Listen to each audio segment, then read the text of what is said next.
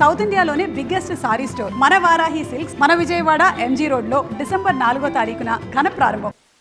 గౌరవ కేంద్ర ఆర్థిక శాఖ మంత్రులు నిర్మలా సీతారామన్ గారికి, గౌరవ ముఖ్యమంత్రి చంద్రబాబు నాయుడు గారికి, నాకు అన్న సమానమైన గౌరవ ఉప ముఖ్యమంత్రి పవనన్న గారికి, పెమ్మసాని చంద్రశేఖర్ గారికి, కేశవ్ గారికి, నారాయణ గారికి, శ్రావణన్నకి, ఈ సమావేశానికి పెద్ద ఎత్తున తరలివచ్చిన అమరావతి రైతులందరికీ పేరు పేరున నా హృదయపూర్వక నమస్కారాలు.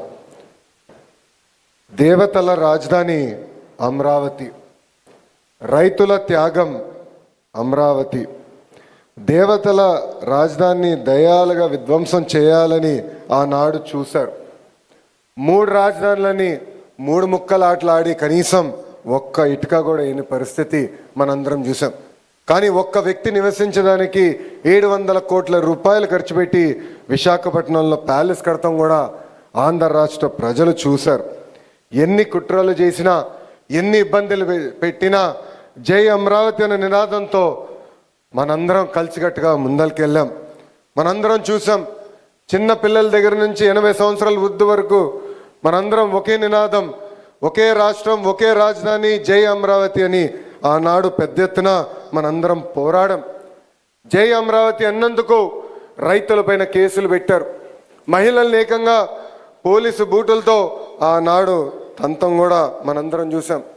1631 రోజులు అమరావతి ఉద్యమం నడిచింది.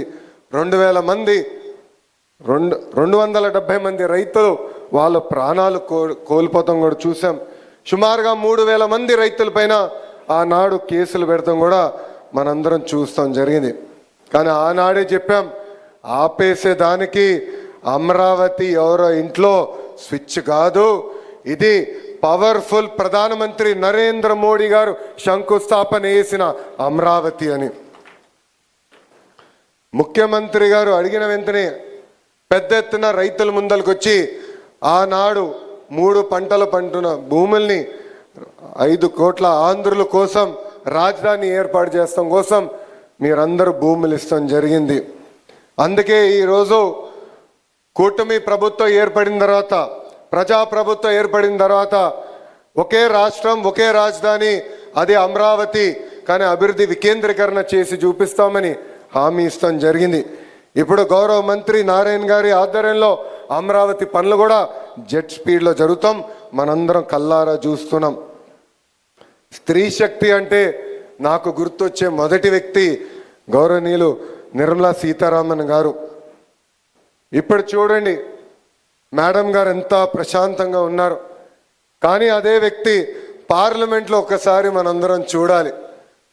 ప్రతిపక్ష పార్టీలు అబద్ధాలు చెప్పేదానికి ప్రయత్నిస్తే వాళ్ళకి చుక్కలు చూపించే వ్యక్తి గౌరవ నిర్మలా సీతారామన్ గారు. మహిళలు ఎలా ఉండాలో ఆవిడని చూస్తే అందరికి అర్థమవుతుంది. ఆవిడ రికార్డులు కూడా ఎవరు బద్దలు కొట్టలేరు. ప్రపంచంలో ఎంతోమంది ఆర్థిక శాఖ మార్చులు ఉన్నారు, కానీ మన నిర్మలా సీతారామన్ గారు రికార్డులు బద్దలు కొట్టారు. వరుసగా 8 కేంద్ర బడ్జెట్లు మేడం గారు ప్రవేశపెట్టారు. ఆవిడ జీవితం మనకొక పాఠం. లండన్లో హ్యాబిటేట్ అనే ఒక హోమ్ డెకోర్ స్టోర్లో ఆమె ప్రొఫెషనల్ కెరియర్ ప్రారంభిస్తే 2008లో బీజేపీలో చేరి అధికార ప్రతినిధిగా రాజకీయ ప్రస్థానం చేశారు. కేంద్ర రక్షణ శాఖ మంత్రి, కేంద్ర ఆర్థిక శాఖ మంత్రి కూడా మేడం గారు అయ్యారు. Forbes magazine the world's 100 most powerful women list ప్రకటిస్తే వరుసగా 6 సార్లు నిర్మలా సీతారామన్ గారు ఆ లిస్టులో నిలబడ్డారు.